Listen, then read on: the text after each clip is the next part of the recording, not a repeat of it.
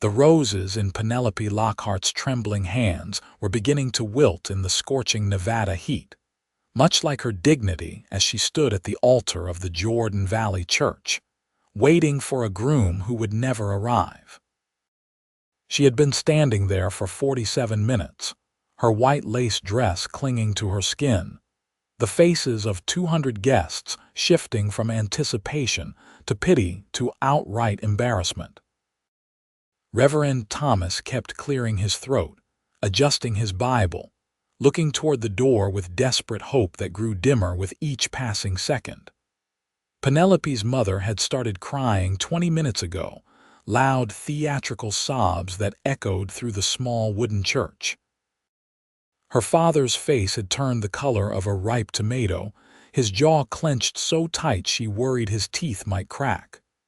"Perhaps we should," Reverend Thomas began gently, but Penelope held up one gloved hand to silence him. She would not run. She would not hide. If Thomas Brennan had decided to humiliate her, she would at least maintain her composure while he did it. The whispers had already started, rolling through the pews like thunder before a storm. She could hear fragments of conversations, speculation about where Thomas had gone, why he had left, whether there was another woman. Each word was a knife sliding between her ribs, precise and devastating. The church door suddenly swung open with such force it banged against the wall. Every head turned, and for one brief, foolish moment, Penelope's heart leaped. But it was not Thomas. Instead, a tall stranger stood silhouetted in the doorway, dust from the road still clinging to his dark trousers and worn boots. He removed his hat, revealing sun-bronzed skin and eyes the color of bourbon. His dark hair was slightly too long, touching the collar of his shirt, and there was something wild about him, something that did not quite belong in this civilized gathering. He walked down the aisle with the confident stride of a man who had never questioned his right to be anywhere. The crowd parted instinctively, curiosity replacing their gossiping whispers. When he reached the altar, he looked directly at Penelope, and she felt something shift in her chest, like a door opening in a room she had kept locked for years. "Madam," he said, his voice low and rough like gravel being dragged across silk. "I could not help but notice you seemed to be in need of a groom." The church erupted. Her mother gasped. Her father stood up, his hand going to his hip where he usually kept his pistol, before remembering he had left it at home for the ceremony. Reverend Thomas took a step backward, his eyes wide with shock. But Penelope just stared at this stranger, this man who had appeared like an answer to a prayer she had not known how to speak. "I beg your pardon," she managed, her voice steadier than she expected. "I will marry you today," he said simply. "Right here, right now. Save you the embarrassment of walking out of here alone." He glanced at the crowd, then back at her. "Name is Kieran Douglas. I am a cattleman, own a small ranch about 3 miles north of town. I have got money in the bank, no debts, and I have never laid a hand on a woman in anger. I do not drink to excess, and I go to church most Sundays when I am in town." "This is madness," her father roared, finally finding his voice. "Penelope, get down from there this instant." But something in Penelope had broken when Thomas failed to show. Or perhaps something had finally woken up. She looked at Kieran Douglas, really looked at him. There was honesty in his face in the direct way he met her eyes. And there was something else too, something she could not quite name. He was not doing this out of pity. There was a calculation in his gaze, yes, but also a strange kind of respect. "Why?" she asked him, ignoring her father's continued protests. "Why would you do this?" "Because I have been looking for a wife," he said bluntly. "Been looking for months, actually. But the women in these parts either want a man with more money than sense, or they want romance and poetry and all those pretty lies. I figure a woman who has been left at the altar might be practical enough to see the value in a straightforward arrangement. I need a wife to help run my ranch. You need a husband to save face. Seems like we could help each other. It was the most unromantic proposal Penelope had ever heard. It was also the most honest. She looked out at the crowd, at all those faces watching her humiliation, waiting to see what she would do. She thought about walking out of this church unmarried, about facing the town gossip for months, maybe years. She thought about Thomas, who had promised her the world and then could not even be bothered to show up to their wedding. Then she looked back at Kieran Douglas, at this stranger who was offering her a way out, a practical solution to an impossible situation. He was handsome, she supposed, in a rough kind of way. His hands were calloused, the hands of a man who worked hard. There was a scar above his left eyebrow, faded but visible. He was older than Thomas, probably close to 30, but there was a steadiness in him that Thomas had never possessed. "I accept," she said. The church erupted again, louder this time. Her mother fainted or pretended to. Her father was shouting something about propriety and his good name. But Penelope kept her eyes on Kieran, and he kept his eyes on her, and somehow they were the only two people in the room who mattered. Reverend Thomas, to his credit, recovered from his shock quickly. "Are you certain, Miss Lockhart?" he asked, his voice kind despite his obvious confusion. "This is highly irregular." "I am certain," Penelope said. "Unless Mr. Douglas has changed his mind in the last 30 seconds. "No, madam," Kieran said, moving to stand beside her at the altar. "I am a man of my word." "Well," Reverend Thomas said, adjusting his spectacles, "well, I suppose we have a wedding to perform then." The ceremony was a blur. Penelope's father eventually sat down, too stunned to continue his protests. Her mother was revived with smelling salts and spent the remainder of the service weeping into a handkerchief. The guests whispered and gasped throughout, but Reverend Thomas pressed on with admirable determination. When he asked if anyone objected to this union, Penelope half expected the entire church to stand up. Instead, there was only shocked silence. Kieran's responses were clear and firm. Penelope's voice shook only slightly when she spoke her vows. And then, Reverend Thomas was pronouncing them husband and wife, and Kieran was looking at her with an expression she could not quite read. "May I?" he asked quietly, gesturing toward her. She nodded, understanding he was asking permission to kiss her. His lips brushed hers, soft and brief, and somehow more intimate than any kiss she had shared with Thomas during their entire courtship. When he pulled back, there was something warm in his eyes, something that made her stomach flip. They turned to face the crowd as husband and wife. The guests stared at them in stunned silence for a long moment, and then someone in the back started clapping. It was old Mrs. Henderson, the widow who ran the boarding house. Others joined in slowly, uncertainly, until the church was filled with scattered applause. As they walked down the aisle together, Penelope felt Kieran's hand solid and steady under hers. When they stepped out into the bright Nevada sunshine, the heat hit her like a physical blow. She swayed slightly, and Kieran's arm went around her waist, supporting her. "When did you last eat?" he asked. "Breakfast," she admitted. "I was too nervous for lunch." "Right. Well, you are going to need your strength." He guided her toward a wagon hitched to two sturdy horses. "I know your parents probably planned a reception, but I figure you might want to get out of here." "Yes," she said immediately. "Please, yes." He helped her up onto the wagon seat, and she had to gather her skirts with both hands to keep them from dragging in the dust. He climbed up beside her and took the reins, clicking his tongue to get the horses moving. As they pulled away from the church, Penelope looked back once.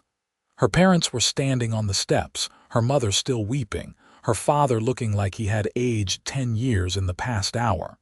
She felt a pang of guilt but pushed it away. They would understand eventually, or they would not.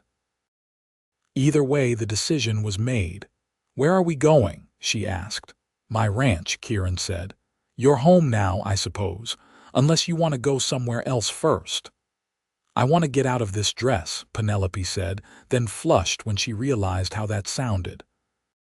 "I mean, I want to change into something more practical." "I figured," Kieran said, and there might have been amusement in his voice. "I've got some of my late mother's things stored away. Might be something that would fit you temporarily until we can get you proper clothing." "Your mother died 3 years ago. Fever." His voice was flat, matter-of-fact. "It was just her and me for a long time after my father passed when I was 12. She helped me build that ranch from nothing. I am sorry for your loss." "Thank you." He was quiet for a moment, guiding the horses onto the main road heading north out of town. "What about you? Any siblings?" "No, just me. My parents tried for years to have children. I was what my mother called her miracle baby." Penelope laughed, but there was no humor in it. "I am sure she does not feel very miraculous right now." "They will come around," Kieran said, "once they see you are being well treated." "And will I be well treated?" He glanced at her, his expression serious. "I am not going to lie to you, Penelope. May I call you Penelope?" "Yes." "Penelope, then. And you can call me Kieran. I'm not going to lie to you. Ranch life is hard. I will expect you to work to pull your weight. But I will never ask you to do something I would not do myself.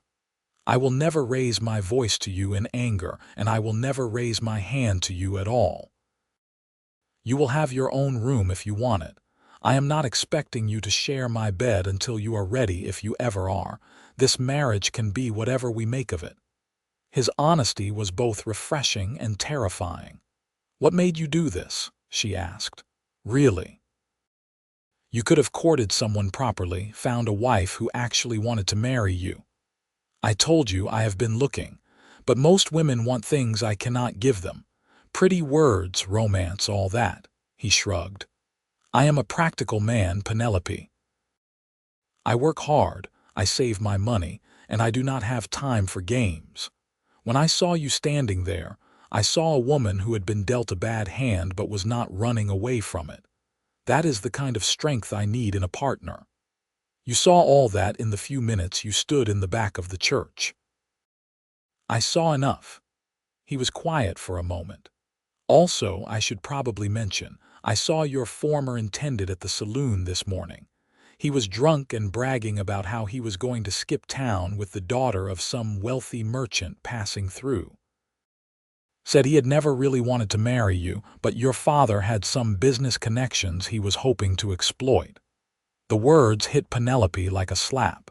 She had suspected something like this, but hearing it confirmed made her stomach twist.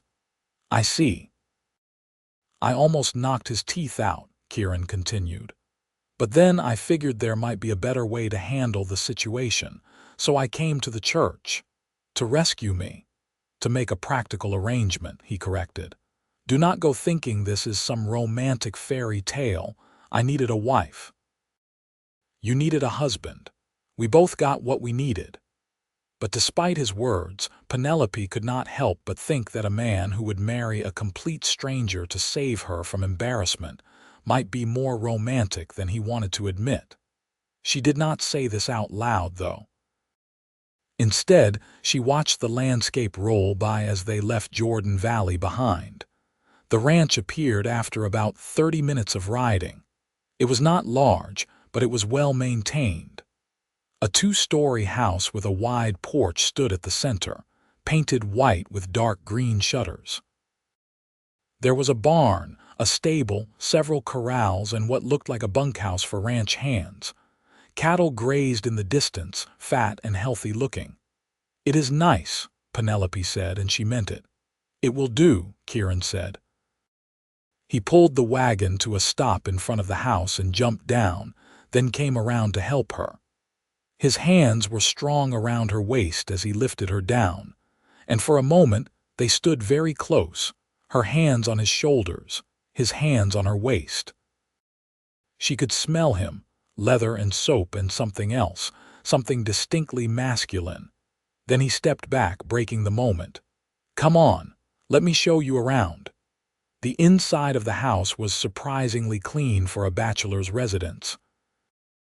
The main room was large, with a stone fireplace, comfortable-looking furniture, and windows that let in plenty of light. The kitchen was well stocked, the floors were swept, and everything had its place. "You have help?" Penelope asked. "A housekeeper, Mrs.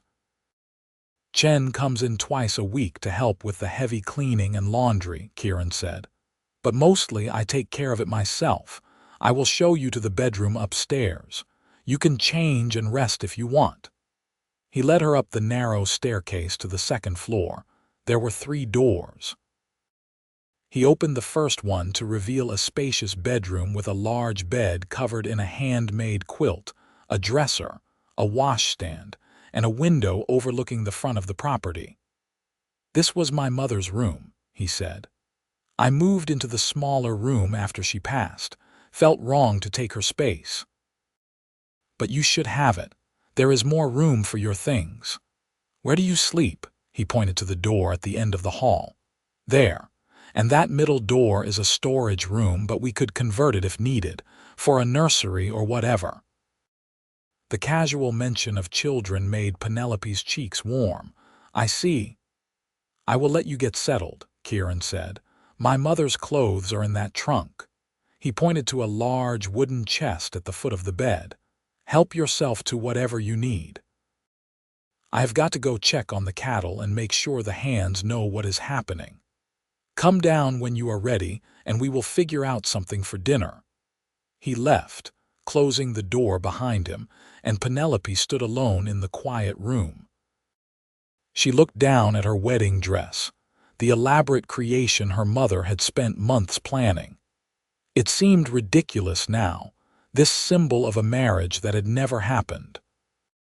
She unlaced it as quickly as she could, grateful that the design allowed her to remove it without help, and let it pool on the floor. Standing in her chemise and petticoats, she went to the trunk and opened it. Inside were neatly folded dresses, all practical and well-made. She chose a simple blue cotton dress that looked about her size and pulled it on. It was a little loose in the waist, but otherwise fit well.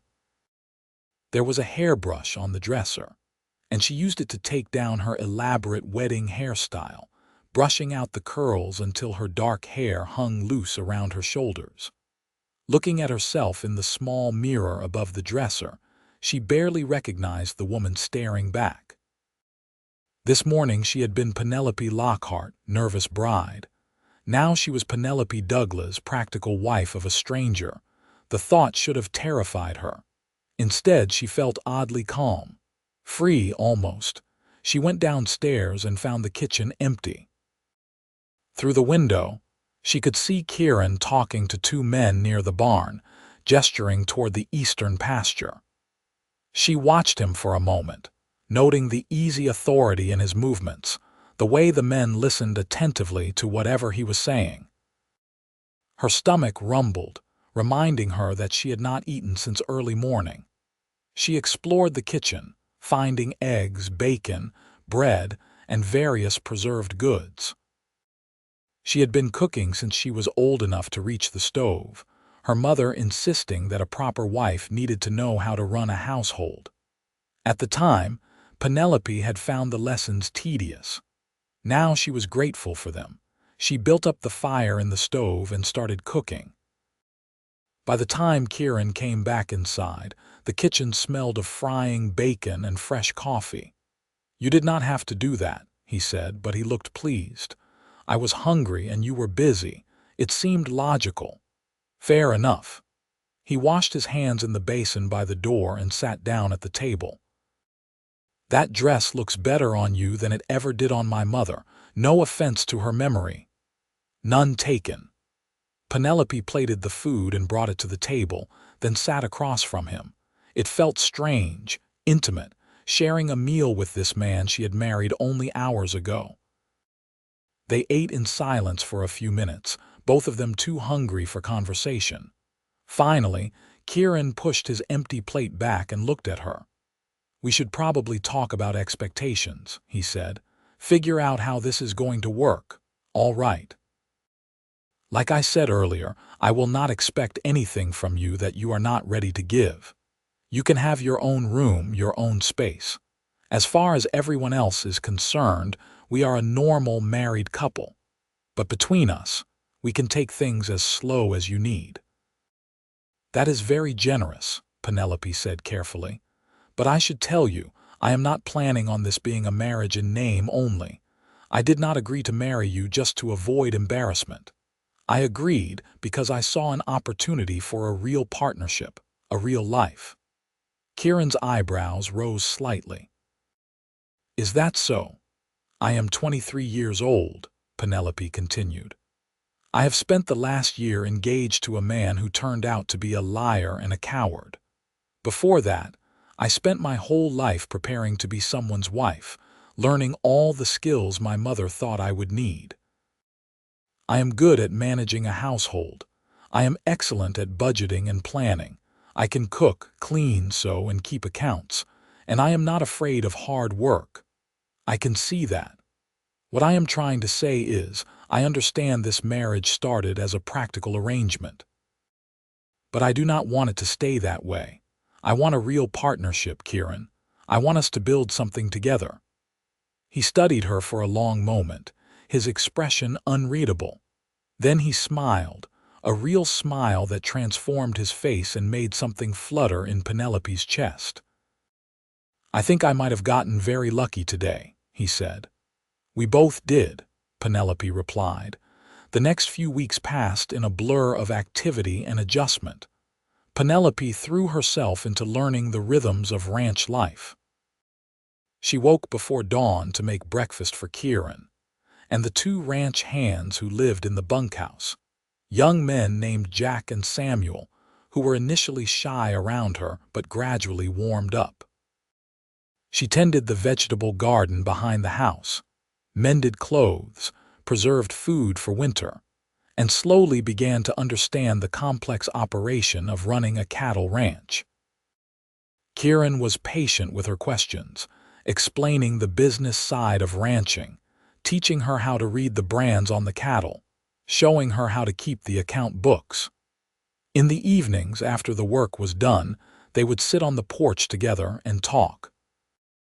Penelope learned that Kieran had been born in Kansas, that his family had moved west when he was young, that he had worked on various ranches before saving enough to buy this land. He learned that she had always wanted to travel, to see the ocean, that she loved reading but had never had access to many books, that she had a talent for painting that she had not indulged in years. They were learning each other, slowly and carefully, like two people learning to dance. At night, Penelope slept alone in the large bedroom, but she found herself thinking about Kieran in the room down the hall. She wondered what he was thinking, whether he was having second thoughts about this arrangement. But every morning he greeted her with quiet courtesy, and every day he treated her with respect and consideration. And slowly she began to realize that whatever this marriage was, it was becoming something real. 3 weeks after their wedding, Penelope's parents came to visit. Penelope saw the buggy approaching from the kitchen window and felt her stomach knot with anxiety. Kieran was out with the cattle, too far away to reach quickly. She would have to face them alone. She went out onto the porch as they pulled up, wiping her hands on her apron. Her mother looked thinner, her father more gray. They both climbed down from the buggy slowly, and for a moment the three of them just stared at each other. "May we come in?" her father asked finally, his voice formal, of course. Penelope led them inside, offering them seats in the main room. "Would you like coffee? I just made a fresh pot." "That would be nice, dear," her mother said quietly. Penelope poured 3 cups and brought them to the small table by the window. Her hands were shaking slightly, but she kept her voice steady. "How have you been?" "Concerned," her father said bluntly. "Penelope, what were you thinking? Marrying a complete stranger like that. I was thinking that I did not want to be the town scandal, Penelope replied. I was thinking that Thomas had humiliated me in front of everyone I knew, and Kieran offered me a way out.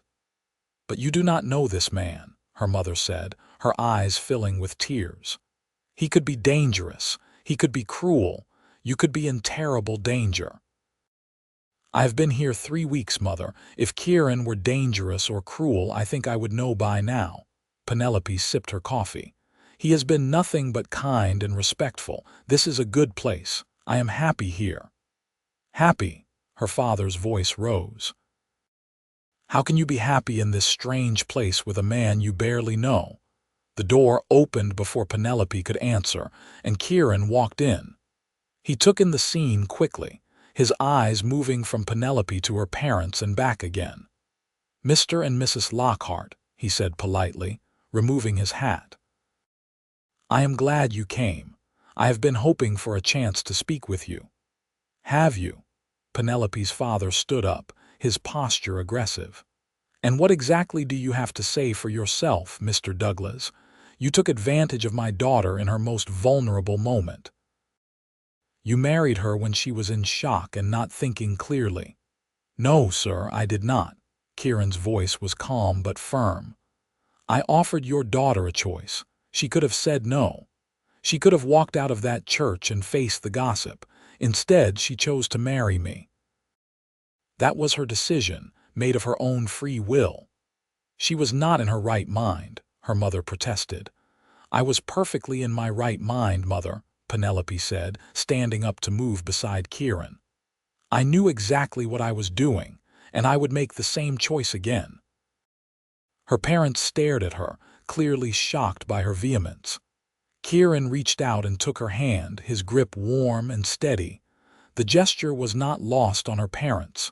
Your daughter is my wife, Kieran said quietly. I made promises to her in that church, and I intend to keep them. I will provide for her, protect her, and respect her for as long as I live.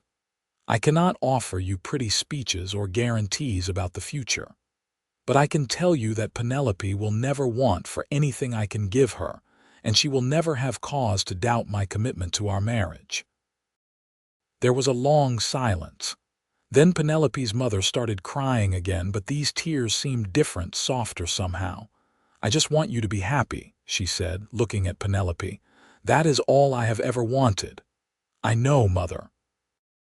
Penelope went to her and hugged her, feeling her mother's thin arms wrap around her.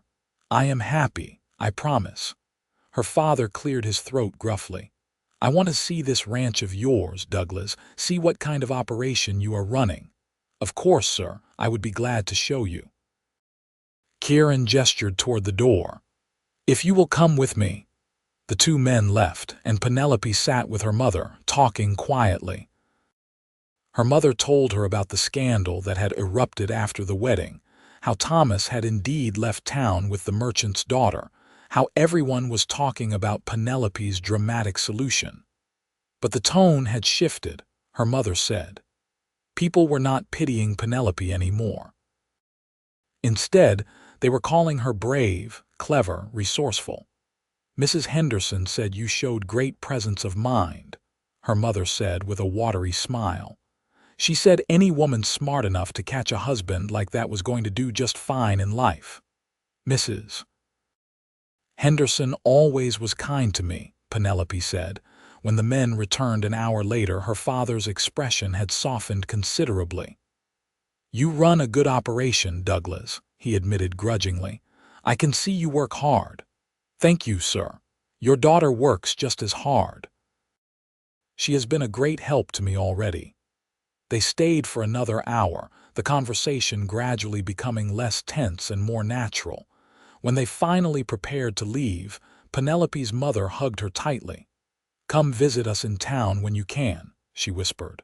I miss you, darling. I will, Mother, I promise. After they left, Penelope stood on the porch with Kieran, watching their buggy disappear down the road. She felt exhausted but also relieved, as though she had passed some crucial test. That went better than I expected, she said. "Your father is a tough man," Kieran replied, "but he loves you. He just needed to see that you are safe and well cared for. Thank you for what you said to them, about your promises." He turned to look at her, his expression serious. "I meant every word." Something shifted between them in that moment, some invisible barrier crumbling. Penelope took a step closer to him, and he did not move away. She reached up and touched his face, tracing the scar above his eyebrow. "How did you get this?" she asked softly. "Horse kicked me when I was 15, he said. "Nearly took my eye out. Does it hurt?" "Not anymore." His hand came up to cover hers, holding it against his cheek. "Penelope." "Yes." "I know we said we would take things slow, but I have to tell you, it is getting harder every day to walk past your room at night and go to my own bed." Her heart was racing. "Is it?" "Yes." His eyes were intense, searching hers. "But I meant what I said. I will not push you. This has to be your choice." Penelope thought about the past 3 weeks, about all the small moments that had been building to this. The way he always poured her coffee first in the morning. The way he listened when she talked, really listened, like her words mattered. The way he looked at her sometimes when he thought she was not paying attention, with something warm and almost wondering in his eyes. "What if I chose now?" she asked, his breath caught. "Are you sure?" Instead of answering, she stood on her toes and kissed him. It was different from their brief kiss at the altar. This was deeper, more certain, full of all the things they had not yet said to each other. His arms came around her, pulling her close, and she felt safe and wanted and home in a way she had never felt with Thomas. When they finally broke apart, both of them were breathing hard. Kieran rested his forehead against hers. "I think I am falling in love with you," he said quietly. "I know that was not part of our arrangement, but I cannot seem to help it." "Good," Penelope said, smiling. "Because I think I am falling in love with you too." That night, Penelope did not sleep in the large bedroom alone.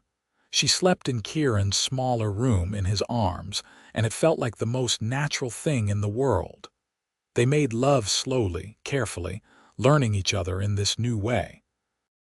Afterward, lying in the darkness with her head on his chest, listening to his heartbeat, Penelope felt a deep contentment settle over her. "Do you ever regret it?" Kieran asked. "Marrying me instead of waiting for someone you might have loved from the start?" "No," Penelope said firmly. "Because I think this is better. We chose each other, Kieran, not because of romance or infatuation, but because we saw something real in each other. And now we get to build everything else on top of that foundation. The love, the romance, all of it. It means more because we chose it." He kissed the top of her head. "You are an extraordinary woman, Penelope Douglas. And you are an extraordinary man, Kieran Douglas." The months that followed were some of the happiest of Penelope's life. Summer faded into autumn, and the ranch work changed with the seasons. She learned to help with the cattle drives to market, learned to ride well enough to check the fence lines, learned 100 skills she had never imagined needing. Kieran taught her to shoot, patiently correcting her stance until she could hit a target reliably.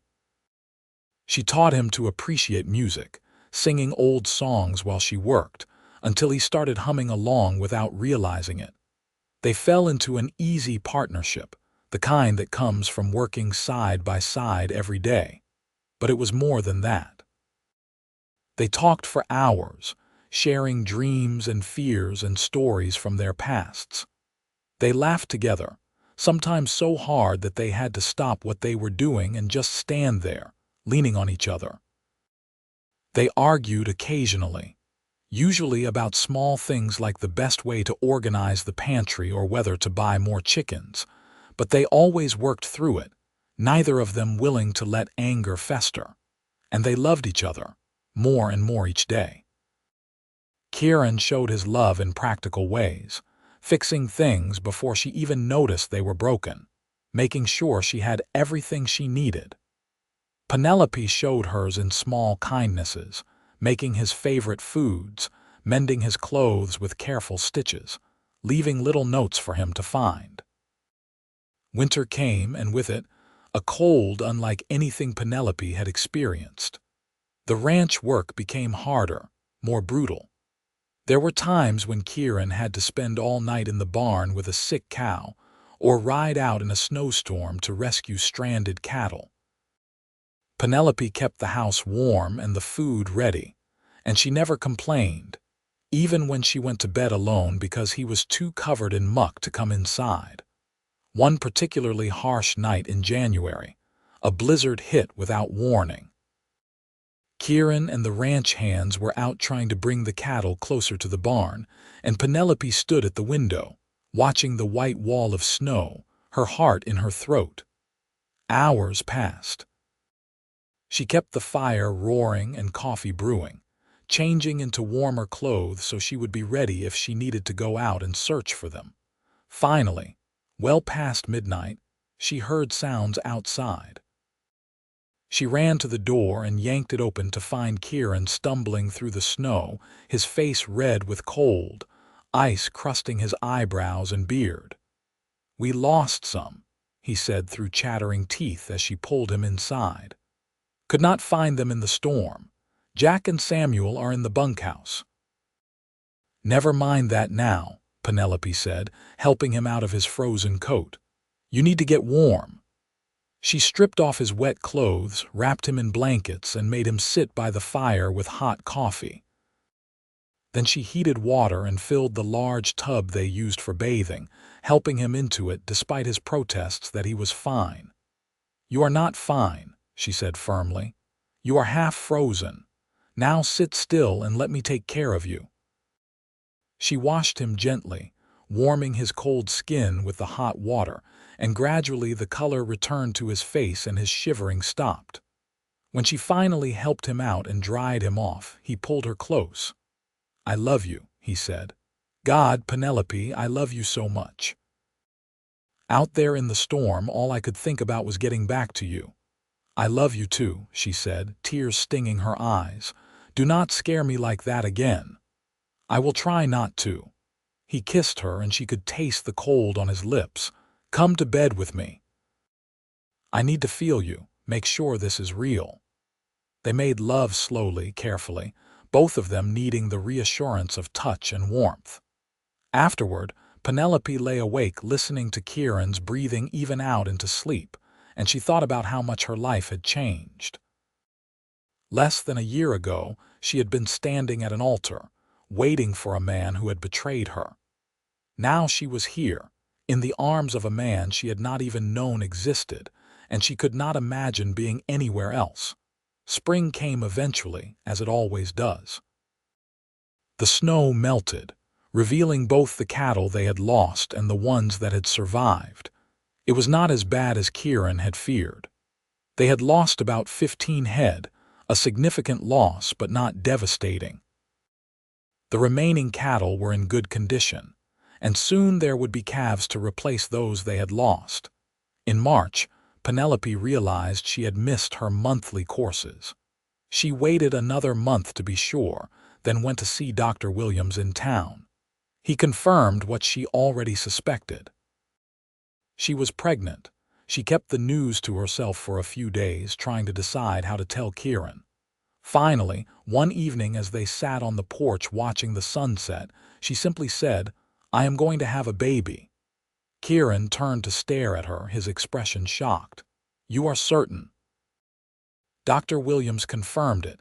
"I am about 2 months along, he thinks, so the baby should come in late October or early November." A baby. Kieran's face broke into a grin so wide it made him look years younger. "We are going to have a baby. Are you happy?" Penelope asked, suddenly nervous. "Happy?" He laughed and pulled her into his arms, holding her so tight she could barely breathe. "Penelope, I am thrilled. Terrified but thrilled. We are going to be parents." "We are," she agreed, laughing with relief. The pregnancy was not easy. Penelope was sick for the first few months, barely able to keep anything down. Kieran fussed over her constantly, bringing her crackers and ginger tea, helping her with tasks that suddenly felt overwhelming. As her belly grew, she had to give up some of the harder ranch work, which frustrated her endlessly. But Kieran hired a woman from town, Mrs. Martha Davies, to come help with the household tasks, and gradually Penelope adjusted to her new limitations. Her parents visited more frequently, her mother excited about becoming a grandmother. Even her father seemed to have fully accepted Kieran, often coming by to discuss cattle prices and market conditions. Mrs. Henderson spread the news through town, and suddenly, Penelope found herself receiving visits from women she barely knew, all of them wanting to offer advice and baby clothes and congratulations. In late October, Penelope's labor started just before dawn. Kieran rode to town at breakneck speed to fetch the midwife, Mrs. Patricia Chen, who happened to be the wife of the man who did their ranch work. The labor was long and difficult, lasting nearly 18 hours. Kieran refused to leave, staying by Penelope's side even when Mrs. Chen suggested he might want to wait downstairs. "I am not leaving her," he said firmly, holding Penelope's hand as another contraction racked her body. Finally, as the sun was setting, their son was born. He came into the world screaming, red-faced and furious, and Penelope fell in love instantly. Mrs. Chen cleaned him up and placed him in Penelope's arms, and she looked down at his tiny face, marveling at the perfection of him. "He is beautiful," Kieran said, his voice thick with emotion. "You are amazing. Look what you did." "We did," Penelope corrected. "He is ours, Kieran." They named him Kenneth Douglas after Kieran's father. From the moment he was born, Kenneth was the center of their world. He was a good baby, sleeping well and eating heartily, growing strong and healthy. Kieran was a devoted father, often getting up in the night to walk with Kenneth when he fussed, changing diapers without complaint, singing off-key lullabies that made Penelope laugh. The first year of Kenneth's life passed in a blur of sleepless nights and tiny milestones. His first smile. His first tooth. His first word, which was a garbled version of "mama" that made Penelope cry with joy. The ranch work continued around them, the seasons changing as they always did, but now everything was filtered through the lens of parenthood. When Kenneth was 14 months old, Penelope discovered she was pregnant again. This time the pregnancy was easier, perhaps because she knew what to expect. Their daughter, Patricia, named after Mrs. Chen, who had helped deliver Kenneth, was born in early spring, a tiny thing with dark hair and her father's eyes. 2 children, Kieran marveled, holding Patricia while Kenneth toddled around their feet. "We have 2 children. Are you overwhelmed?" Penelope asked, feeling a bit overwhelmed herself. "Overwhelmingly blessed," he replied, leaning over to kiss her. "How did I get so lucky?" "We both got lucky," Penelope said. "That day in the church, we both got very lucky." The years passed, each one bringing new challenges and joys. The ranch prospered under their joint management. Penelope proved to have a sharp head for business, finding ways to save money and increase their profits. Kieran expanded their herd, bought more land, hired more help. They were not wealthy by any means, but they were comfortable and, more importantly, they were happy. Kenneth and Patricia grew into lively, healthy children. Kenneth was serious and studious like his mother, always asking questions, always wanting to understand how things worked. Patricia was wild and fearless like her father, climbing trees and chasing cattle and giving Penelope heart attacks on a regular basis. When Kenneth was 5 and Patricia was 3, Penelope became pregnant again. This pregnancy was the hardest yet. She was older now, nearly 30, and her body struggled. Dr. Williams prescribed bed rest for the last 2 months, which nearly drove Penelope mad with frustration. But Kieran and Mrs. Davies managed the household, and her mother came to stay and help with the children. Their second son, Peter, was born premature and small. For the first few weeks, they were not sure he would survive. Penelope barely slept, watching him constantly, willing him to keep breathing. Kieran was equally vigilant, and together they nursed their tiny son through those terrifying early days. But Peter was a fighter. He gained weight slowly but steadily, and by the time he was 3 months old, Dr. Williams declared him out of danger. He would always be smaller than his siblings, more delicate, but he was healthy and strong in his own way. It was around this time that Penelope's father fell ill. What started as a simple cold turned into pneumonia, and within a week, he was gone. The funeral was well attended. Her father had been a respected man in Jordan Valley. Penelope wept throughout the service, Kieran's arms solid and steady around her shoulders. Her mother moved into town after that, unable to manage the house and property alone. She became a regular fixture at the ranch, helping with the children, teaching them to read and write. She and Kieran developed a warm relationship, and she often told Penelope how grateful she was that her daughter had found such a good man. "I was wrong about him," she admitted one day as they watched Kieran playing with the children in the yard, chasing them while they shrieked with laughter. "I thought you were making a terrible mistake, but he has made you happier than Thomas ever could have." "He has," Penelope agreed. "Sometimes I think about what would have happened if Thomas had shown up that day. I would have married him, and I would have been miserable. Kieran saved me from that, even if he did not know it at the time. He knew," her mother said wisely. "A man does not do what he did without knowing exactly what he is offering." Time continued its relentless march forward. The children grew and changed. Kenneth showed an aptitude for ranching, following his father everywhere, soaking up knowledge. Patricia proved to be an exceptional rider, fearless on horseback. Peter was the gentle one, more interested in books and drawing than cattle and horses, but no less loved for it. On their 10th wedding anniversary, Kieran surprised Penelope with a trip to San Francisco. They left the children with her mother and Mrs. Davies and took the train west. It was the first time either of them had seen the ocean, and they stood on the beach holding hands, watching the waves crash against the shore. "Did you ever imagine this?"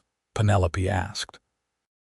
"That day in the church, did you have any idea it would turn into this?" "Honestly, no," Kieran admitted. "I thought we would have a practical arrangement, a partnership. I never imagined I would fall so completely in love with you." "I never imagined I could be this happy," Penelope said. "I thought happiness was something other people had, people who made sensible choices and did everything right. But we did everything wrong by conventional standards. We married as strangers. We had no courtship, no romance." "We had our own kind of romance," Kieran said. "The kind that builds slowly, that is based on respect and trust and working together every day. That is more romantic than any pretty words or grand gestures." "I agree." Penelope leaned her head on his shoulder, breathing in the salt air. "I love you, Kieran Douglas. More than I ever thought it was possible to love another person. And I love you, Penelope Douglas. You are my partner, my best friend, the mother of my children and the love of my life. Thank you for taking a chance on a stranger that day." "Thank you for offering," she replied. They stood there for a long time, watching the sunset paint the sky in shades of orange and pink and purple. Two people who had started as strangers and become everything to each other. When they returned to the ranch, they found chaos. Kenneth had broken his arm trying to do tricks on horseback. Patricia had gotten into a fight with one of the ranch hand's sons and given him a black eye. Peter had accidentally set a small fire in the kitchen trying to make pancakes. Her mother looked exhausted but relieved to see them. "Welcome home," she said dryly. "Your children missed you." Kieran and Penelope looked at each other and burst out laughing. This was their life, messy and chaotic and absolutely perfect. The years continued to unfold. Kenneth grew into a capable young man, taking on more responsibility around the ranch. At 18, he started courting the daughter of a neighboring rancher, a sensible girl named Anna who could ride as well as any man and was not intimidated by hard work.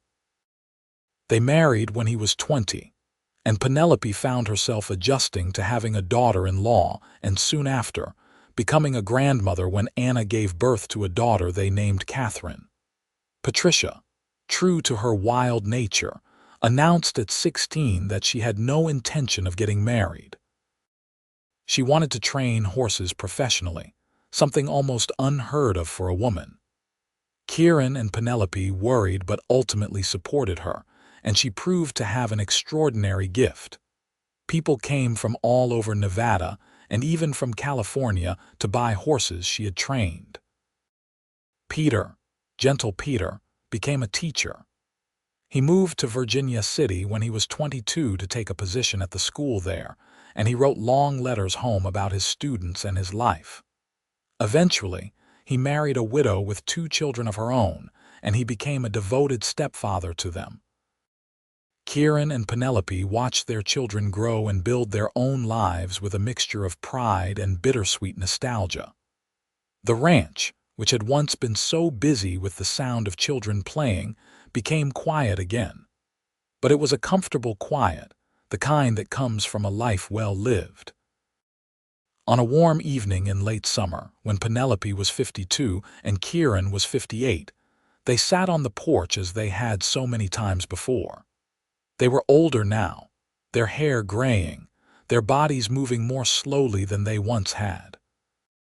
But they still held hands, still found comfort in each other's presence. "You remember the first time we sat here together?" Kieran asked. "The day your parents came to visit." "I remember," Penelope said. "I was so nervous, so afraid they would somehow force me to leave with them." "I would not have let them," Kieran said. "Even then, I knew I could not let you go." "You have made me so happy, Kieran, happier than I ever dreamed possible." "You have given me everything," he replied. "A home, a family, a purpose. I was just existing before you, going through the motions. You made me really live." They sat in comfortable silence for a while, watching the sun set over their land, over the life they had built together. 3 children, 5 grandchildren so far, a thriving ranch, and most importantly, a love that had started as a practical arrangement and grown into something deep and unshakable. "I would do it all again," Penelope said suddenly. "Every moment, every challenge, every joy. I would make the exact same choice if I had to do it over." "So would I," Kieran agreed. "Best decision I ever made walking into that church. Best decision I ever made saying yes." As darkness fell and the stars began to appear, they went inside together, still holding hands after nearly 30 years of marriage. The house was quiet, but it was filled with memories, with the echoes of children's laughter and family gatherings and 1,000 ordinary moments that had added up to an extraordinary life. In the years that followed, they continued to work the ranch together, though they gradually turned over more responsibility to Kenneth and Anna. They traveled occasionally, taking trips to places they had always wanted to see. They spoiled their grandchildren outrageously.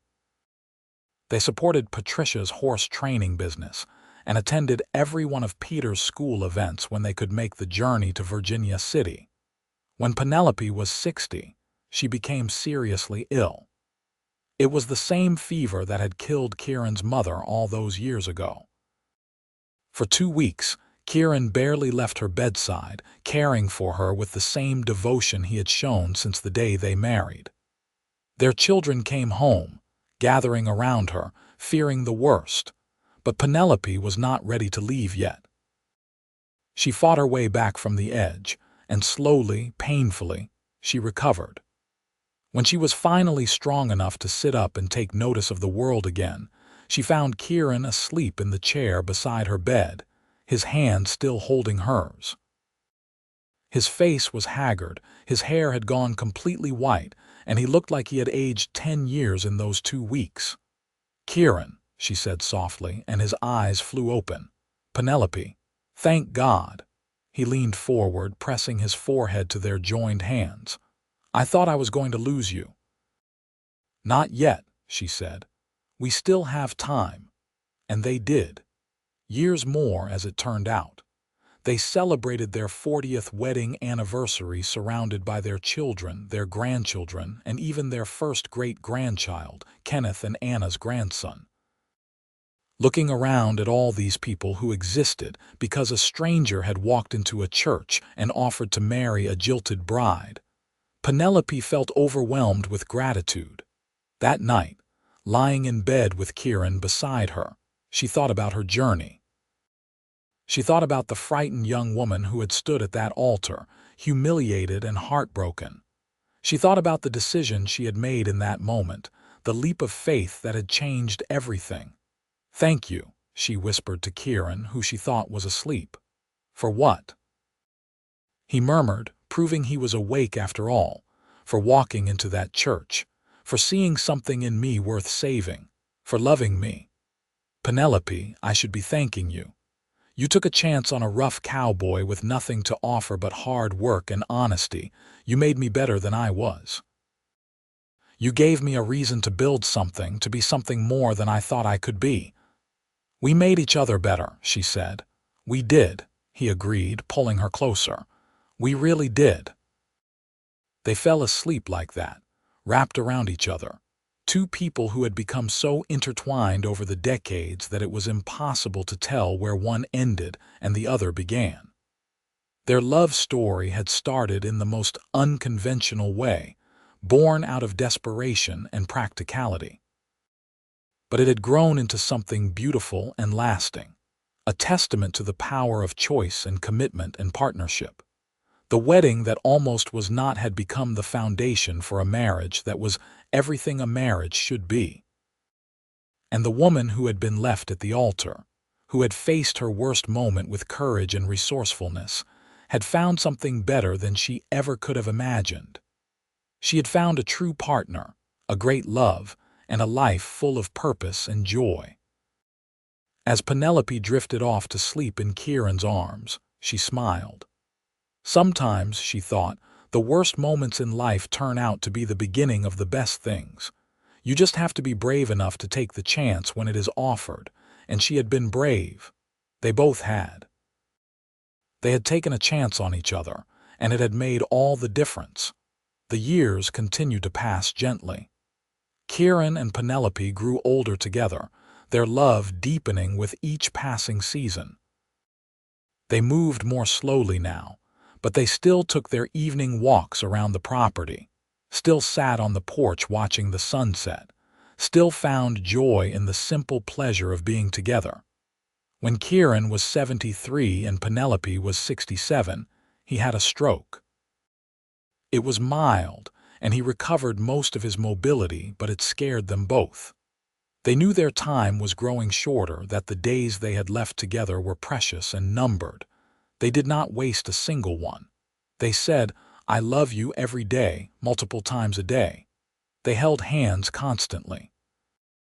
They told stories to their grandchildren and great-grandchildren about the old days, about how they met in the most dramatic fashion possible. The younger ones always wanted to hear about the wedding day, about the moment Kieran walked into that church and changed everything. "Did you know right away that you loved him, Grandma?" one of the great-grandchildren asked. "No, sweetheart," Penelope said honestly. "Love was not what brought us together. Respect and mutual need brought us together. But love grew from that, stronger and deeper than if it had started with just infatuation. Your grandfather and I built our love deliberately, day by day, choice by choice. And that made it unbreakable. Best thing that ever happened to me," Kieran added, squeezing her hand. Getting up the courage to walk into that church, Best thing that ever happened to me was being brave enough to say yes, Penelope replied. They looked at each other, and in that look was 47 years of history. Every shared meal, every solved problem, every moment of laughter and tears and ordinary life that had woven them together into something that could not be separated. On a quiet autumn morning when the leaves were turning gold and the air had that crisp quality that promised winter was coming, Kieran Douglas passed away in his sleep. He was 76 years old. Penelope woke to find him still beside her, peaceful, his hand still reaching for hers. She did not cry at first. She simply sat there holding his hand, memorizing his face one last time. Then she leaned over and kissed his forehead. "Thank you," she whispered. "Thank you for 47 years. Thank you for choosing me. Thank you for loving me. Wait for me, my darling. I will be with you again soon." The funeral was the largest Jordan Valley had seen in years. Kieran had been a respected member of the community, a man known for his integrity and hard work. But more than that, people came to honor the love story that had become legendary in the area. The jilted bride and the cowboy who stepped in to save her had become a romantic tale people told their children, proof that true love could come from the most unexpected places. Penelope stood at the graveside, flanked by her children, surrounded by her grandchildren and great-grandchildren. She did not cry during the service. She had done her crying in private, in the early morning hours when she woke reaching for Kieran and found only emptiness beside her. After the funeral, after everyone had gone home, she went back to the ranch alone. The house felt too big, too quiet without him. She walked through the rooms, touching things he had touched, remembering. The chair where he always sat to read the newspaper, the hook where he hung his hat, the bed they had shared for so many years.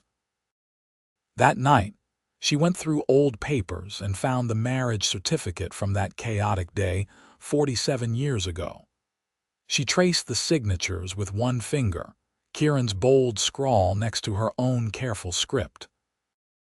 Two strangers agreeing to a bargain that had turned into the greatest blessing of both their lives.